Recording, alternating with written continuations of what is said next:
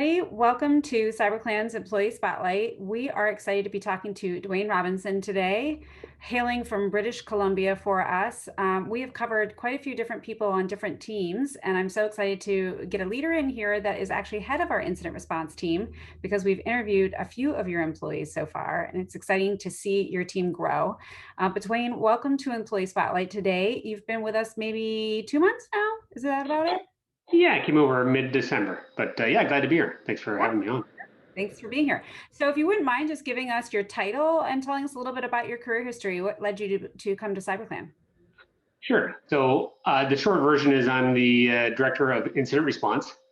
That means I head up our CERT slash Incident Response team. My career, I'm over 25 years in IT. It's funny, some of the new people coming on their team have masters of cybersecurity. That was not a thing when I was in school. Yeah. I probably tout myself as a bit of a jack of all trades. The first sort of 12 years I spent on the reseller side of the fence, did a bunch of consulting. I've probably been in about 50 different companies between public and private sector in my career. One of those eventually offered me a management position. So I did that for a bit, was with them. That was in the financial services realm. And my sort of leadership career kind of took off there. We were in 10 different countries at our peak. And then the last couple of years I spent with a shared service organization of our provincial government. So it's, a bit of everything. And if I remember it correctly, you actually worked with CyberClan, or what was formerly Network Test Labs, back in the day. Is that right? Or somehow we were services that maybe you employed? Yeah. So it's I am a classic case of the community is small, right? Everybody knows somebody.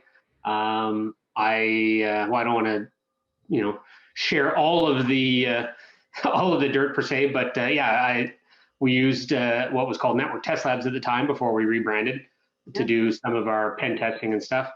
And a person that was on my team went to go work for Network Test Labs, and they brought a bunch of people over the course of time, and those people had put my name forward, and I was chatting with Richard and stuff about coming over, and it is being part of a growth company is very exciting. It's a fun ride typically. Yeah. I held some, security operations type responsibilities stuff in the past, but not like what we do here. I never dealt with ransomware negotiations, cryptocurrency type stuff. So it was cool, something new and challenging and exciting and stuff for sure. And have you found it to be that new and exciting since you've been here for a month and a half? Because I mean, a lot of people might think they want to see what ransomware looks like up on the inside, but I don't know. Once you get inside of it, maybe it's a little scarier than you thought. Well, yeah, I'm not sure it's a good thing or a bad thing. I won't say where, but I've been part of breaches in myself in the past. They are a learning experience. I can sympathize with our clients.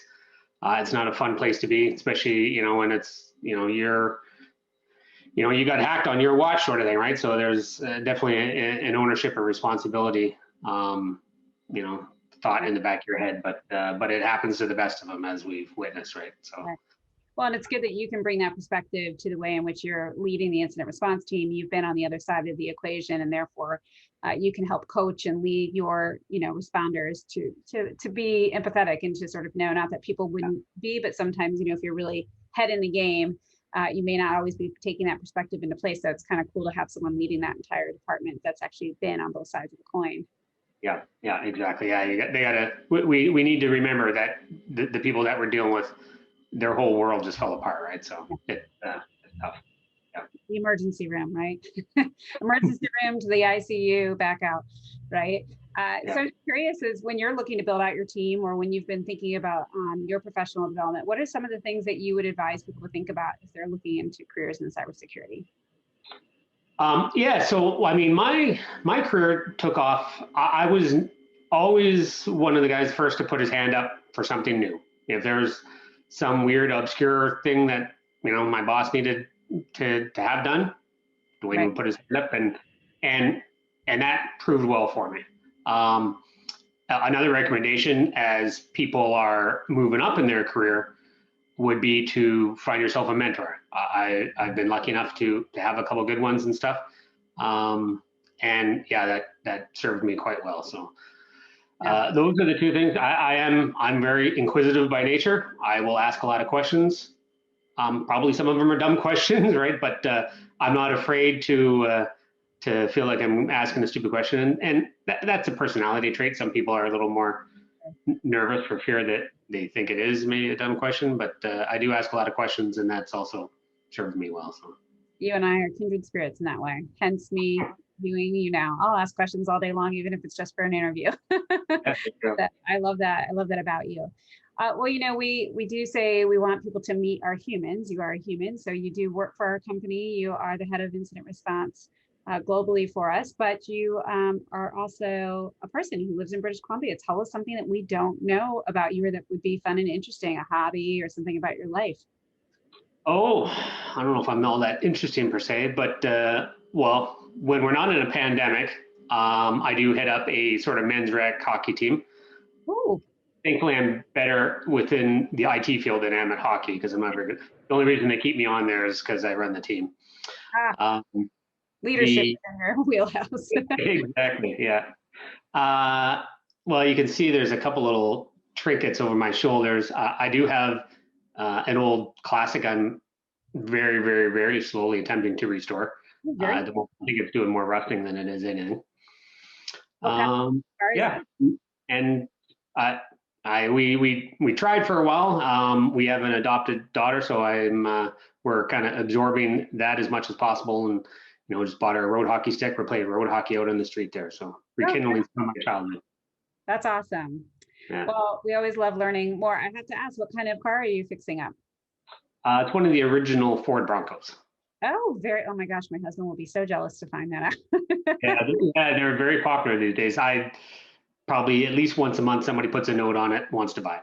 Yeah, I bet. And have you seen the new Bronco that's being released that's sort of supposed to harken back? Yeah, so a lot of Yeah, people. that'll bring up the popularity tenfold, even probably.